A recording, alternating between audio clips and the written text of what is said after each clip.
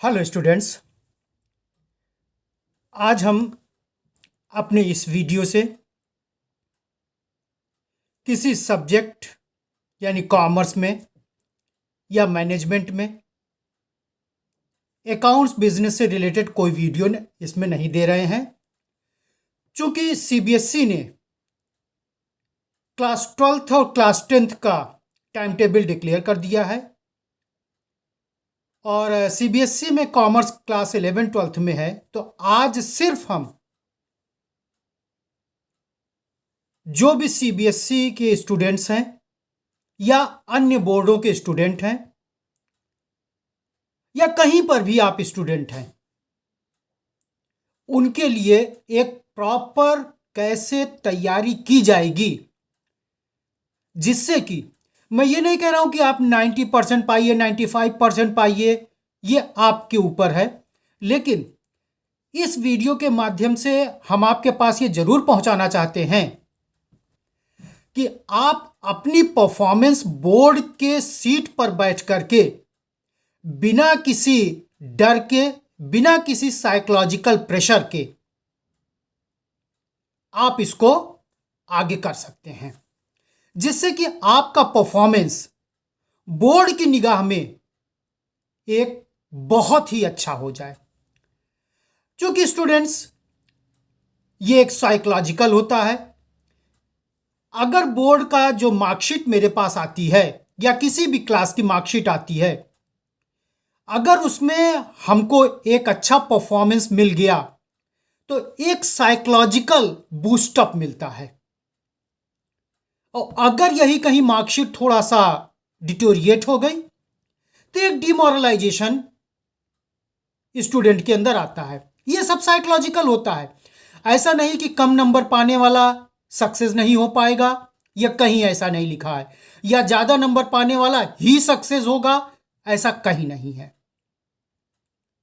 तो आज आपकी परफॉर्मेंस कैसे बोर्ड में अच्छी होगी, मैं उसी के बेस पर आज अपना यह वीडियो आपके पास भेज रहा हूं। और उम्मीद की नहीं है, पूरा विश्वास मैं करता हूं कि जो भी स्टूडेंट इस वीडियो के बेस पर शायद अपनी तैयारी शुरू करेंगे, तो बिना किसी साइकोलॉजिकल प्रेशर के, बिना किसी डर के वो एक अच्छा परफॉर्म कर सकते हैं।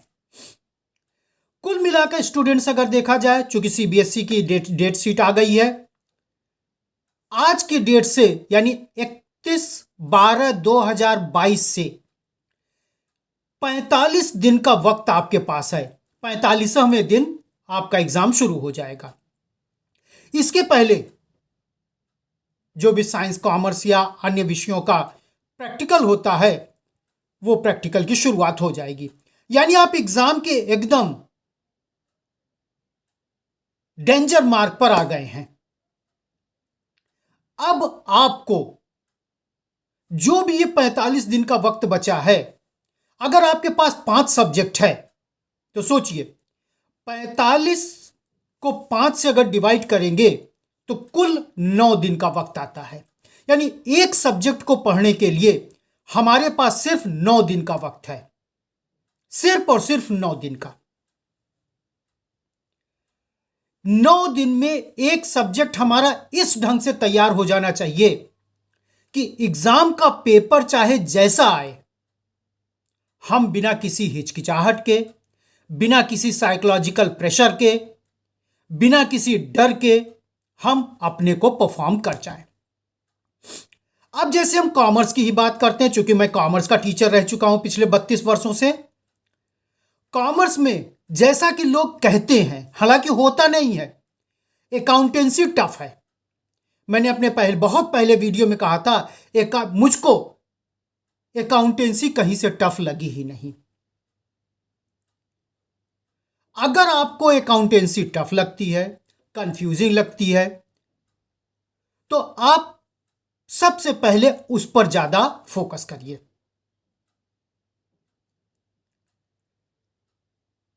पर डे आपको मान के चलिए कि कम से कम 8 से 10 घंटे आपको मेहनत करनी है।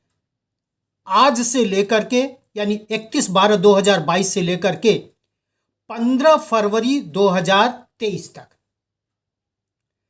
पर डे आपको कम से कम 8 से 10 घंटे अपनी पढ़ाई पर लगाना है, मन चित बुद्धि लगा करके। जब आप करेंगे तो कंफ्यूजन आएगा, डाउट्स आएंगे। कोशिश करिए, अपने को जुझाने की कोशिश करिए, वो कंफ्यूजन आपका दूर हो जाएगा। क्योंकि जिस भी स्कूल या कॉलेज में आप पढ़ रहे हैं इस समय, वहां के टीचर ने आपके अकाउंटेंसी को, बिजनेस को, इकोनॉमिक्स को, इंग्लिश को या जो भी और आपका सब्जेक्ट रहा हो, बहुत अच्छे ढंग से गाइडलाइंस दे दिया होगा, बहुत अच्छे ढंग से। उनकी गाइडलाइंस को लेकर के आप अपने टेबल पर या जो भी आपका पढ़ने का स्थान है वहां पर बैठ जाइए। अपने को बहुत भागने की कोशिश मत करिए, अपने को समेटने की कोशिश करिए, एक स्थान पर बैठने की कोशिश करिए जहां पर आप अपने को ज्यादा वक्त दे सकें अपनी पढ़ाई के फोकस पर। सिस्टमेटिक वे अब आप अपना आप लीजिए, क्योंकि एकदम बोर्ड का लास्ट से वो चल रहा है टाइम। जब भी आपको कंफ्यूजन हो तो आप अपने दोस्तों से या अपने टीचर से संपर्क करिए। कोई भी टीचर ऐसा नहीं होगा स्टूडेंट्स जो आपकी समस्या को शायद न बताए, ऐसा कहीं नहीं होगा। तो एक बहुत ही अच्छे ढंग का आप अपना सिस्टम बना लीजिए कि ये जो मैं 8-10 घंटे पढ़ने जा रहा हूं, इसमें किस विषय के लिए मुझको कितना वक्त देना है। जैसे मैंने अभी कहा, कॉमर्स अगर आप स्टूडेंट हैं कॉमर्स के, तो अकाउंटेंसी और आप इकोनॉमिक्स में थोड़ा ज्यादा वक्त दे लीजिए, थोड़ा ज्यादा वक्त दे लीजिए। 2 घंटा 2.5 घंटा अकाउंटेंसी के लिए, 2-2.5 घंटा आप इकोनॉमिक्स के लिए। ये मेरा व्यक्तिगत अनुभव है कि जब हम अकाउंटेंसी लगाने बैठते हैं और अगर क्वेश्चन सॉल्व होता चला गया तो 2-2.5 घंटा 3 घंटा कब निकल जाएगा पता भी नहीं चलेगा। ठीक यही चीज आपके इकोनॉमिक्स में है। अकाउंटेंसी इकोनॉमिक्स में आपका न्यूमेरिकल पार्ट भी है, फिगर बेस्ड थियोरेटिकल पार्ट भी है। एकदम सिस्टमेटिक है आपका इकोनॉमिक्स, एकदम सिस्टमेटिक। हां, आपकी प्रैक्टिस अगर है, अगर आप प्रैक्टिस करेंगे तो कॉन्सेप्ट आपका श्योर क्लियर होगा। और अगर कॉन्सेप्ट क्लियर है, बेस क्लियर है, तो शायद किसी भी तरह की प्रॉब्लम अनसॉल्व्ड नहीं होगी, चाहे वो अकाउंटेंसी की हो, चाहे वो आपके इकोनॉमिक्स की हो। अब आता है तीसरा सब्जेक्ट आपका बिजनेस स्टडीज का। बिजनेस स्टडीज में पैटर्न बोर्ड का धीरे धीरे चेंज होते होते एकदम अलग पैटर्न आपका आ गया। एमसीक्यू हो गया, एनालिटिकल बेस्ड क्वेश्चन आंसर हो गए। जो आपका एनालिटिकल बेस्ड क्वेश्चन आंसर होता है, जिसमें आपको केस दिया जाता है, उस केस स्टडी के बेस पर क्वेश्चन रहते हैं, उस क्वेश्चन और केस स्टडी के बेस पर आपको आंसर निकालना पड़ता है। इसमें कहीं रटने वाली चीज आपको काम नहीं करेगी। यह कहिए कि हमने रट लिया, प्लानिंग को रट लिया, ऑर्गेनाइजिंग को रट लिया, साइंटिफिक मैनेजमेंट को रट लिया, जनरल मैनेजमेंट को रट लिया और हम एनालिटिकल बेस्ड क्वेश्चन कर पाएंगे, ऐसा नहीं होगा। उसके लिए आपको चैप्टर को डीप से समझना रटना नहीं पड़ेगा, समझना पड़ेगा। जब आप समझेंगे, उसके बेस पर ही कोई केस स्टडी आपकी आती है क्वेश्चन पेपर में। जब आपके पास वो कॉन्सेप्ट क्लियर रहेगा तो जो भी केस स्टडी आपके पास आएगी उसको सॉल्व करने में आपको बहुत ज्यादा दिक्कत नहीं होगी। तो ये जो 3 सब्जेक्ट आपका है कॉमर्स का, main 3 subject, business studies, accountancy और इकोनॉमिक्स, इसके लिए आपको अपने को खुद प्रैक्टिस करके ईमानदारी से प्रैक्टिस करना पड़ेगा। ईमानदारी से, कहीं फिर मैं कहूंगा, आप कहीं भागिए मत, कहीं दौड़िए मत, सब कुछ सॉल्यूशन प्रॉब्लम आपको अपनी किताब में मिल जाएगा। बस आपको करना क्या है, अपनी पढ़ाई के प्रति ईमानदार, डेडिकेट और ऑनेस्ट होना है। हां, ये बात सही है, कुछ बच्चे स्लो लर्नर होते हैं, कुछ फास्ट लर्नर होते हैं, ये अलग अलग होते हैं। ऐसा नहीं जो स्लो लर्नर है उसको कुछ नहीं आएगा, ये इम्पॉसिबल है, या वो डिमोरलाइज्ड हो जाए कि मैं तो कुछ कर ही नहीं सकता। स्टूडेंट्स, अगर आपने मेहनत किया है ईमानदारी से और अपनी पढ़ाई के प्रति डेडिकेटेड हैं तो आपकी समस्या कोई बहुत बड़ी समस्या नहीं होगी। हो सकता है समस्या हो, क्योंकि एग्जाम में क्वेश्चन कभी कभी ऐसे आ जाते हैं कि हमारे समझ में नहीं आता है, लेकिन मैं फिर कहूंगा कि अगर हमको चैप्टर का, अगर हमको टॉपिक का कॉन्सेप्ट क्लियर है, उस पर मेरा सॉलिड बेस है, तो कहीं से भी हमको कोई कंफ्यूजन नहीं होगा, कहीं से भी कोई कंफ्यूजन नहीं होगा। एक चीज और, अकाउंटेंसी में आपकी प्रैक्टिस जरूरी है, क्योंकि न्यूमेरिकल टोटल है, प्रैक्टिस जरूरी है। आप जितना प्रैक्टिस किए रहेंगे, किसी भी चैप्टर का हो, चाहे वो पार्टनरशिप का हो, चाहे वो जॉइंट शेयर का हो, डिवेंचर का हो, रेशियोज का हो, कैश फ्लो स्टेटमेंट का हो, कोई भी हो, जितना आप प्रैक्टिस किए रहेंगे आप खुद अपने को सॉलिड महसूस करेंगे और कॉन्फिडेंस आपका बहुत अच्छा होगा। और ये कंफर्म स्टूडेंट्स, अगर हम किसी भी चीज के लिए कॉन्फिडेंट हैं तो वो चीज हमको आसान लगती है। सिर्फ पढ़ाई ही नहीं, कोई भी चीज हो, अगर हम उस पर कॉन्फिडेंट हैं तो वो चीज मुझको आसान लगती है, और अगर हम कॉन्फिडेंट नहीं है तो वही चीज मुझको पहाड़ लगती यानी कठिन लगती है। और कॉन्फिडेंस आएगा कैसे? सिर्फ एक चीज से, अपनी प्रैक्टिस से। यह कहिए कि दूसरा हमको बता दे, हमारे अंदर कॉन्फिडेंस आ जाएगा। हां, यह बात सही है, दूसरा बता देगा कि एक आसान रास्ता हमको मिल जाएगा, एक आसान रास्ता हमको मिल जाएगा, लेकिन यह कहिए कि हम कॉन्फिडेंट हो जाएंगे, शायद मुश्किल है। अपने को कॉन्फिडेंट करने के लिए आपको खुद अपनी प्रैक्टिस करनी पड़ेगी। आप बैठ जाइए टेबल पर, अकाउंटेंसी ही लेकर के कोई भी चैप्टर खोल लीजिए, उस चैप्टर के आप न्यूमेरिकल लगा डालिए। अगर आपको थोड़ा कठिन लग रहा है तो एक चीज और कर लीजिए, सबसे पहले आप इलस्ट्रेशन देख लीजिए। आपकी किताब में है, सब किताब में होता है।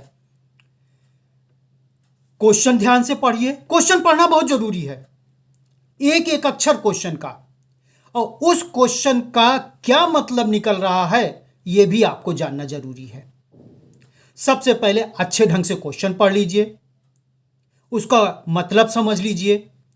जब क्वेश्चन पढ़ करके आप मतलब समझेंगे तो यह मेरा विश्वास है कम से कम 30-40% सोल्यूशन तो आपको मिल ही गया।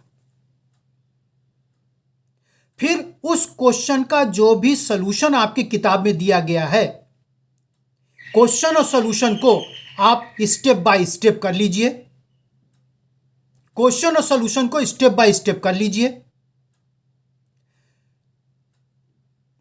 आपको खुद देखिए, पता चलेगा कि हां, इस प्रॉब्लम का ये सॉल्यूशन है, इस प्रॉब्लम का ये सॉल्यूशन है।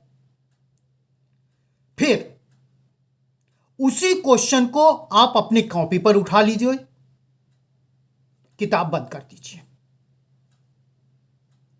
फिर आप अपने दिमाग से उस क्वेश्चन को सॉल्व करिए। अब आप देखिए कि जब पूरा सॉल्व हो जाए, अब आप देखिए, अगर सॉल्व हो गया तो बहुत अच्छी बात है। तब आपके अंदर थोड़ा सा कॉन्फिडेंस हो जाएगा। सपोज करिए कहीं आपको दिक्कत हो रही है, सपोज करिए कहीं आपको दिक्कत हो रही है, तो आप देखिए उस सॉल्यूशन में कहां पर हम गलत कर रहे हैं। दोनों को मिला लीजिए, आपको अपनी गलती पता चल जाएगी। उस गलती को सुधार लीजिए। यह प्रक्रिया आप बार बार जब करेंगे तो आपके अंदर खुद कॉन्फिडेंस आ जाएगा। फिर आप न्यूमेरिकल ले लीजिए, क्योंकि अब कॉन्फिडेंट आ गया है, आप कॉन्फिडेंस हो चुके हैं। जब आप न्यूमेरिकल सॉल्व करने बैठेंगे तो यह मेरा विश्वास है कम से कम 90% आप सॉल्व कर लेंगे। हो सकता है पूरा सॉल्व कर लें। यही चीज अकाउंटेंसी के लिए लागू होती है। यही चीज आपकी इकोनॉमिक्स के जितने न्यूमेरिकल क्वेश्चंस हैं उनके लिए लागू होती है। बिजनेस स्टडीज के लिए क्या करिए, आप पहले चैप्टर को अच्छे ढंग से पढ़िए। जल्दबाजी मत करिएगा, जल्दबाजी करेंगे तो अर्थ का अनर्थ हो सकता है। चैप्टर को अच्छे ढंग से पढ़िए। उसको पढ़ने के बाद आपकी किताब के चैप्टर के बाद एनालिटिकल बेस्ड क्वेश्चन और उसका सलूशन दिया होगा। पहले आप पूरा क्वेश्चन पढ़ लीजिए। उस स्टैंजा के बेस पर क्या क्या उसमें पूछा गया है, उस क्वेश्चन को पढ़ लीजिए ध्यान से, और फिर खुद पहले खोजने की कोशिश करिए कि इसका आंसर क्या मिलेगा। सपोज करिए नहीं खोज पाते हैं, सपोज करिए नहीं खोज पाते हैं, तो सॉल्यूशन उसका नीचे दिया गया है। उस सॉल्यूशन को देखिए, फिर पूरा क्वेश्चन आंसर और सॉल्यूशन टैली करने की कोशिश करिए। तब आप खुद देखेंगे कि क्वेश्चन जो आपका स्टैंजा दिया गया है उसी स्टैंजा में ही आंसर दिया गया है। आंसर कहीं बाहर नहीं है, उसी स्टैंजा में ही आंसर दिया गया है। तो आपके अंदर एक अपने आप खुशी उत्पन्न होगी कि अरे ये तो आंसर इसी का है। ऐसे कम से कम 2, 4, 5, 10, 20 कर लेंगे। जितना कर लेंगे उतना कॉन्फिडेंट आप हो जाएंगे, जितना कर लेंगे उतना कॉन्फिडेंट आप हो जाएंगे।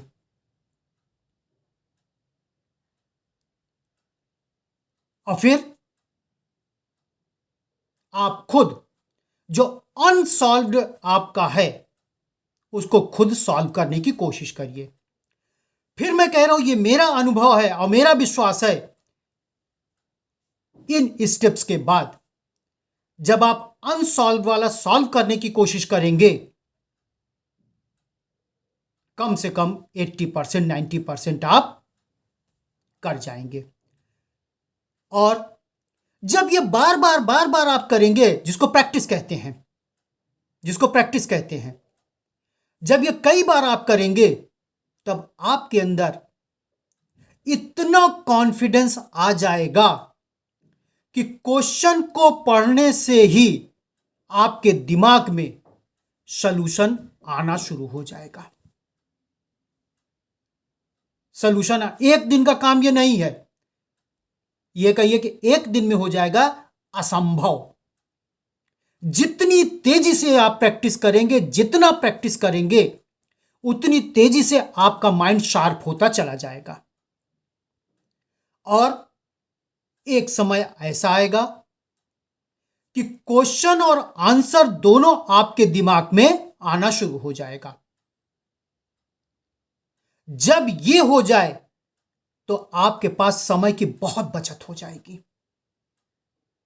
जिस क्वेश्चन को लगाने में हो सकता है आपका 30 मिनट 35 मिनट लग रहा हो, उसी क्वेश्चन को सॉल्व करने में ज्यादा 15 17 18 मिनट लग जाएगा, 20 मिनट लग जाएगा।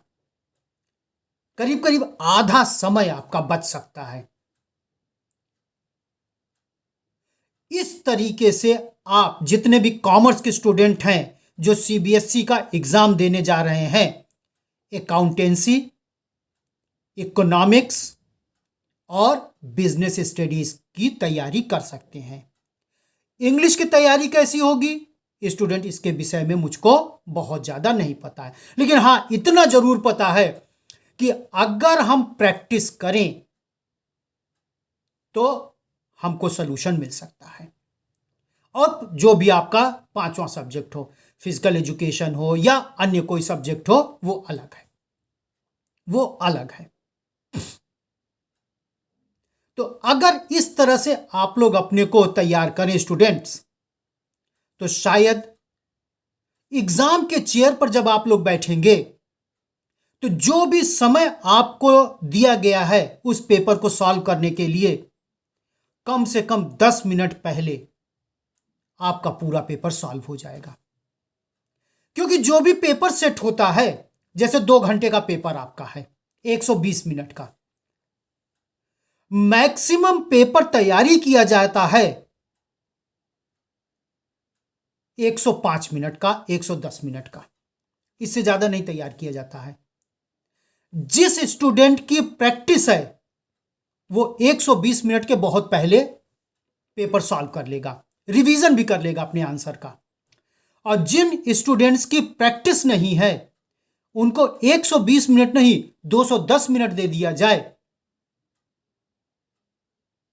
तो भी वो सॉल्व नहीं कर पाएंगे। बहुत ज्यादा मैं नहीं कहूंगा स्टूडेंट, बस इतना ही मुझको कहना था। प्रैक्टिस करिए ईमानदारी से, डेडिकेशन से। कंफ्यूजन आएगा, दिक्कतें आएंगी, परेशानी आएगी, यह कन्फर्म है। लेकिन अगर हम ईमानदारी से करते हैं, डेडिकेट होकर के करते हैं, कंटिन्यूअस करते हैं, तो धीरे धीरे परेशानी दूर होती चली जाएगी और हमारे अंदर कॉन्फिडेंस लेवल बढ़ता चला जाएगा। धन्यवाद स्टूडेंट्स। अब मेरी इस वीडियो को देखने के बाद आप लोग अपनी तैयारी शुरू कर दीजिए, क्योंकि वक्त बहुत कम है, सिर्फ 45 दिन का वक्त है और 5 सब्जेक्ट है। एक सब्जेक्ट के लिए आपको मात्र 9 दिन का समय मिला है। 9 दिन में आपको एक सब्जेक्ट तैयार करना है। धन्यवाद स्टूडेंट्स।